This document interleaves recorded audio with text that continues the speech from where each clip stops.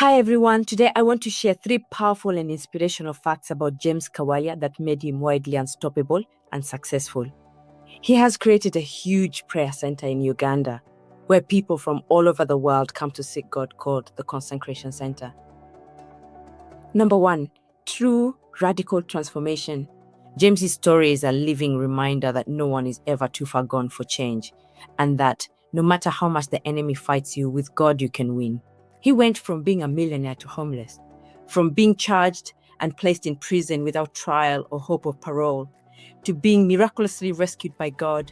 He even faced time in a mental institution, but was delivered from mental illness without the use of medication. Later, when he was diagnosed with cancer and at the point of death, God healed him completely. His life demonstrates that when God steps in, hopeless situations can be turned around. Number 2, consistency and discipline for disciples. James embodies these qualities in remarkable ways. He says just as Jesus had to train his disciples for 3 years, we need a minimum of 3 years of intense training to be a fruitful Christian in this day and age. 3 intentional years of focused training like we do for education and careers, like the disciples had. Then you need to leave and go out to the fields to work for God. He's weary of Christians sitting in pews for decades without much fruits in their lives to show for it. Through years of steady leadership, he has built ministries that continue to impact lives every single day. One of the hallmarks is his interdenominational discipleship ministry, the 1000 Days of Consecration program, a long-term program of prayer, worship, and spiritual dedication designed to bring both personal and community deliverance. James often emphasizes that real revival cannot be sustained without long-term prayer structures.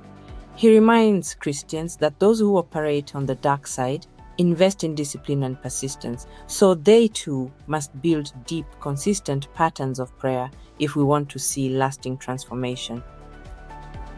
Number 3, following hard after God's heart. James is not motivated by money, fame, or fortune. Instead of chasing opportunities abroad that he could be entitled to now, he's chosen to remain rooted in Uganda, where God told him to stay, proving that you can fulfill your destiny right where God planted you. He has even turned down many international invitations, while ministers from around the world are the ones that travel to Uganda to be trained and equipped under his leadership so they can return to serve their own followers. What's more, James encourages the chosen, especially Africans who have left their countries for jobs abroad but feel trapped and unable to live out their true purpose, to seek God about returning home. He believes Africa needs its sons and daughters to rise up in the very places they were called to serve, and he trusts that God will provide for them there. If you feel like you are one of them, there is information how you can get started in the description.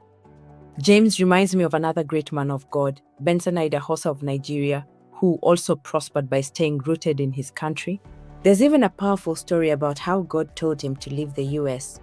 Within 24 hours or he would die, he had to run for his life. But that's a story for another day. James Kawalya's life is a shining testimony of transformation, consistency, and a heart devoted to God's purposes.